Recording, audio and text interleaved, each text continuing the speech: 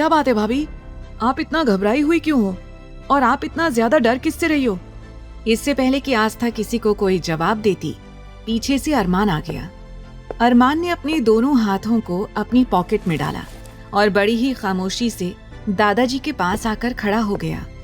आस्था की नजर जैसे ही अरमान पर पड़ी तो उसकी आंखें हैरत से फैल गईं।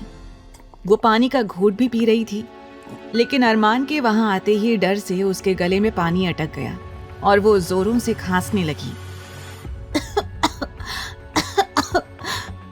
अरे भाभी आराम से, ये कहते हुए आकाश और सुमित आस्था के पास जाकर खड़े हो गए। आकाश आस्था का सिर सहलाने लगा और सुमित आस्था की पीठ रब करने लगा।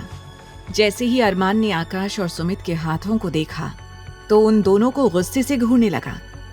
कुछ देर बाद आकाश और सुमित को अपने ऊपर किसी की नजरों की तपिश महसूस हुई। उन दोनों ने एक साथ ही अरमान की ओर देखा और तुरंत आस्था के सिर और उसकी पीठ पर से हाथ हटा दिया। फिर दोनों एक साइड जाकर खड़े हो गए। दोनों एक दूसरे को चोर भरी नजरों से देखकर इशारों ही इशारों में बातें करने लगे।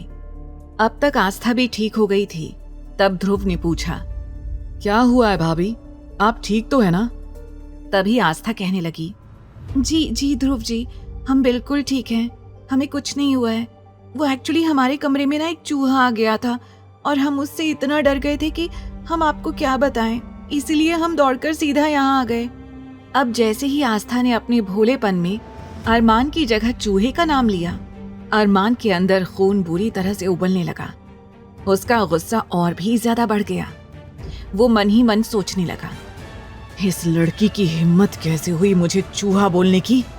दादाजी हल्का सा मुस्कुराते हुए कहने लगे, आस्था बेटी, अगर तुम्हारे कमरे में कोई चूहा था तो अरमान से बता देती, अरमान उसे भगा देता, तुम्हें इतना डरने की क्या जरूरत थी। और फिर वो आहान को देखकर कहने लगे, आहान बेटा, जाओ रूम में जाकर देख कर आओ, किस चूहे की हिम्मत हो गई हमारी बेटी को इतना परेशान करने की, जिससे हमारी बेटी इतना ज्यादा डर गई। ऐसा कहकर दादाजी ने आस्था के सिर पर हाथ रखा और उसे बेटर फील कराने की कोशिश करने लगे। तभी दादाजी की नजर आस्था के कपड़ों पर गई। उन्होंने हैरान होकर सवाल किया, बेटा, तुम्हारे कपड़ों को क्या हुआ है? तुम्हारे कपड़े गीले कैसे हैं? आस्था अचानक से दादाजी के पूछे गए सवाल से घबरा गई और उसने चोर नजरों से अरमान की ओर देखा, जो कि अपनी आंखों में आग लिए आस्था को ही घूर रहा था। आस्था ने जल्दी से झूठ बोलते हुए कहा, दादाजी, वो जब हम बाथरूम में थे तब हमें पता ही नहीं चला कि कैसे गलती से हमारा हाथ शावर के ऊपर चला गया और उससे हमारे सारे कपड़े भीग गए। हम बस चेंज करने ही जा रहे थे, लेकिन तभी अरमान जी ने बताया कि आप आ गए हैं, तो इसीलिए हम सबसे पहले आपसे मिलने के लिए आ गए। आस्था ने बड़ी ही चालाकी से अपनी बात कही, जिसे देखकर अरमान मन ही मन बोला, कितनी सफाई से ये लड़की झूठ बोल देती है, मतलब पूरी तरह से जाली और धोखेबाज है ये लड़की।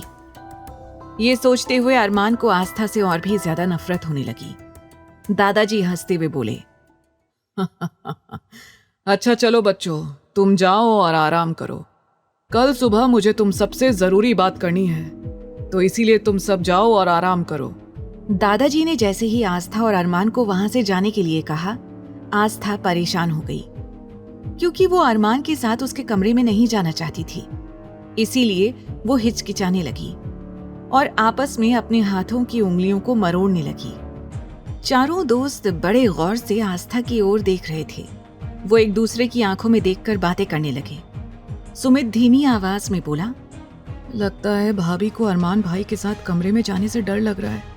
आकाश फुसफुसाते हुए बोला, भाई डर क्यों नहीं लगेगा, भाभी तो फिर भी आज ही आई हैं। हम तो कई सालों से अरमान भाई को देखते आए हैं, आज तक हमारी हिम्मत नहीं होती उनके कमरे में जाने की, तो फिर बेचारी मासूम सी इनोसेंट सी भाभी को भला इनसे डर तो लगेगा ही। आहान मायूस होकर बोला, यार मुझे तो भाभी को देखकर सच में बहुत तरस आ रहा है, कितनी प्यारी सी हैं ये, मैं नहीं चाहता कि अरमान भाई इन्हें कोई भी दुख दें।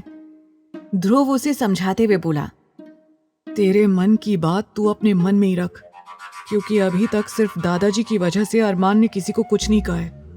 वरना अब तक तो वो गोली चला ही देता। चारों एकदम से खड़े होकर आपस में बातें कर रहे थे। अब आस्था के पास वहां से जाने के अलावा कोई और रास्ता नहीं था।